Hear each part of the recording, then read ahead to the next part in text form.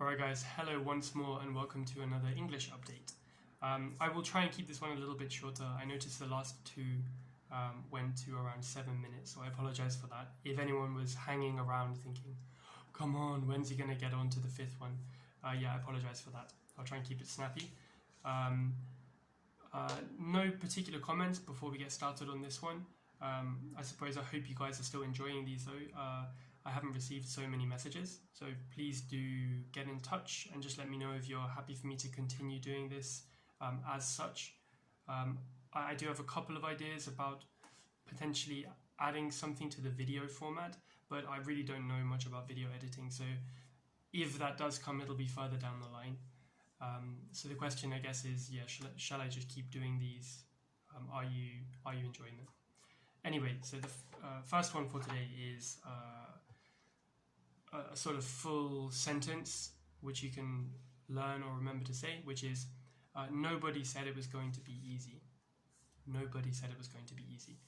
So this is quite often used, I suppose, in different contexts where someone struggles or where they find something difficult, or if they maybe complain. So I was thinking, if you go hiking, someone might say, oh, God, I am just really tired, I need to sit down for a minute. And if you're still feeling full of energy, you might say, nobody said it was going to be easy. So sort of in a slightly humorous sense, I guess, like you should have known it's going to be hard. Don't be such a baby, kind of like that. But then also if you're just struggling, you can kind of offer a bit of encouragement with the sentence too. This semester at university has just been so tough. I really can't keep on top of the work. I don't know what I'm going to do. You could say, well, nobody said it was going to be easy.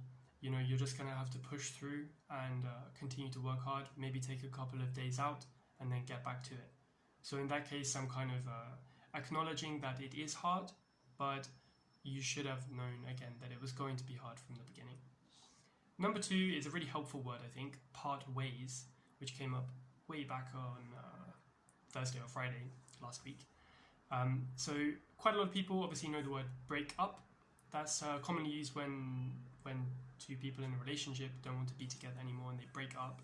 But as you'll know, probably from close, if not personal experience, breakups are generally negative, not very much fun for everyone involved. Whereas when you part ways, it's kind of mutually agreed, I suppose, or at least no one's upset by it. So if two people in a relationship choose to part ways, you'd say they decided to part ways.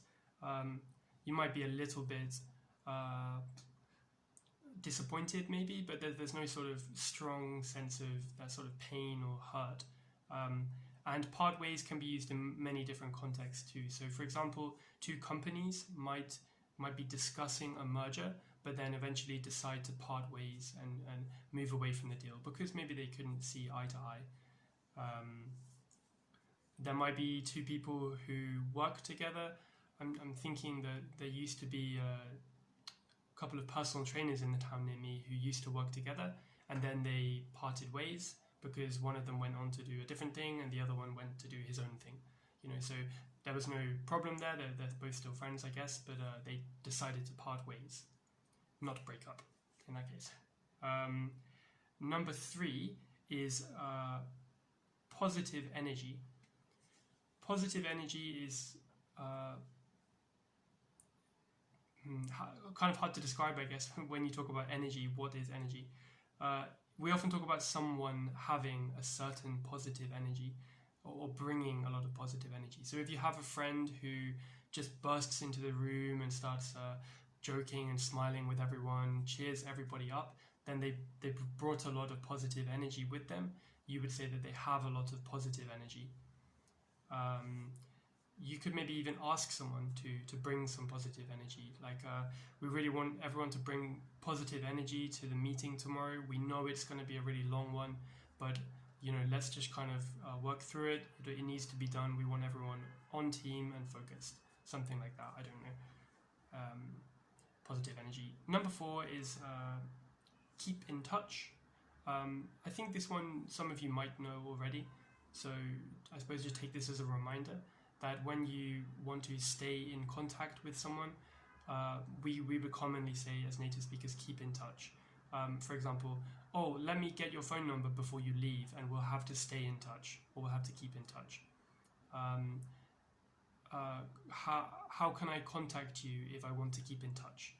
Oh, I haven't seen you for such a long time. We should really keep in touch and talk more. Something like that. I suppose I quite like the phrase keep in touch, because I suppose in touch means close enough in the sense that you could touch almost.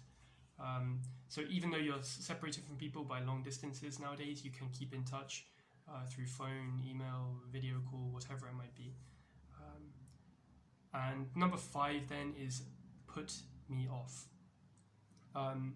You can also just, you also see it as be put off by, like he was put off by, I don't know, the hair in his food. But the phrasal verb structure put me off is kind of maybe more common, or at least worth pointing out to you, I think. So someone could ask you, oh, I thought you really liked, I thought you said you were going to finish that. What put you off? And I could say, oh, yeah, I really enjoyed the first few mouthfuls, but then the texture kind of put me off. I just didn't like the taste anymore. Or maybe with food again, it tasted really good when it was hot, but after it cooled down, the flavor kind of changed and it put me off a bit. But more commonly, something outside of the situation might put you off. So if you're performing on stage, maybe you're in character, you're doing a very good job, but then 2 people in the audience start having an argument or fighting, and it would totally put you off. You think, sorry, give me a second to get back into character. So that external thing put me off. Likewise, I suppose if you're going back to eating, if you're enjoying a nice meal, but someone over there talks about something disgusting like toilets or I don't know, dead animals, that would totally put you off your food. I just noticed we've got 7 minutes anyway, so sorry about that. And before I finish, just a reminder that you can comment some sentences down below to try and practice these, and I can give you some feedback. And yeah, please do check out the Quizlet set, which you can access for free if you check the video description, and you can review and test yourself there. Alright, see you next time.